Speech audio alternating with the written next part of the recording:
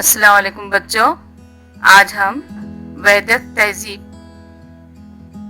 इसका सबक पढ़ चुके हैं, उसकी हम मश्क करेंगे।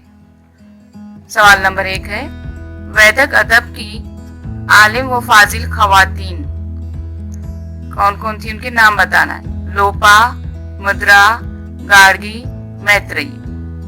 सवाल नंबर 2, वैदिक जमाने के तफरी के जराए गाना बजाना, रक्स, शतरंज,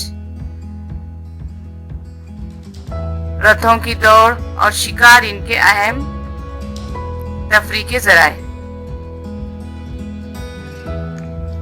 वैदिक जमाने के 4 आश्रम, ब्रह्मचर्य आश्रम, गृहस्थाश्रम, वामप्रस्थ आश्रम, संन्यास आश्रम। सवाल नंबर 2, सही है या गलत पहचानिए। यज्ञ में पढ़े जाने वाले मंत्र ऋग्वेद है, ये बयान गलत है। यज्ञ में पढ़े जाने वाले मंत्र क्या कहते हैं? यजुर्वेद कहते हैं। 2, अथर्वशीर के नाम से मौसम वेद अथर्ववेद, ये बयान सही है। तीसरा बयान, यज्ञ की रसूमात के वक्त गाए जाने वाले मंत्रों की रहनुमाई करने वाला वेद, ये सही है। एक लफ्ज में जवाब लिखिए। वैदिक अदब की जबान कौन सी जबान थी? संस्कृत। विद्य यानी क्या है? जानकारी या इल्म होना। गोधम, गोधम किसे कहा जाता है? गेहूं को। शीरीनी का आला ओहदेदार, उसको क्या कहते थे? सृष्टि। मुख्तसर जवाब लिखिए।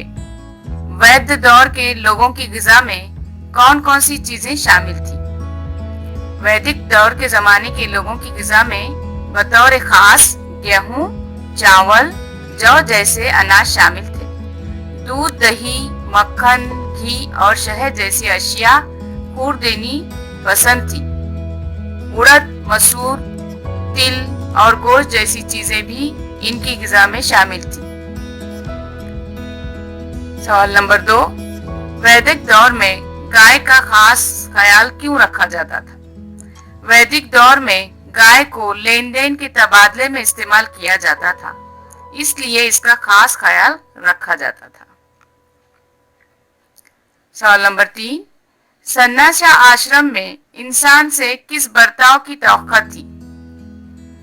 जवाब, संन्यास आश्रम में इस बात की तरफ इशारा था कि इंसान अपने सारे रिश्ते नातों को तर्क करके अपनी पैदाइश के मकसद को समझने के लिए जिए, किसी एक मुकाम पर ज्यादा मुद्दत तक क़याम ना करे।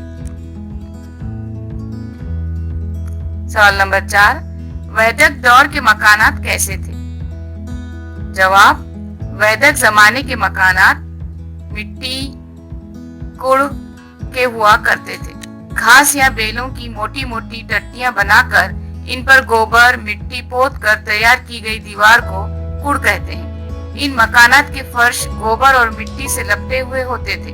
वो घरों के लिए गृह या शाला जैसे अल्फाज इस्तेमाल करते हैं। यहाँ यह हमारी मश्क कंप्लीट हुई।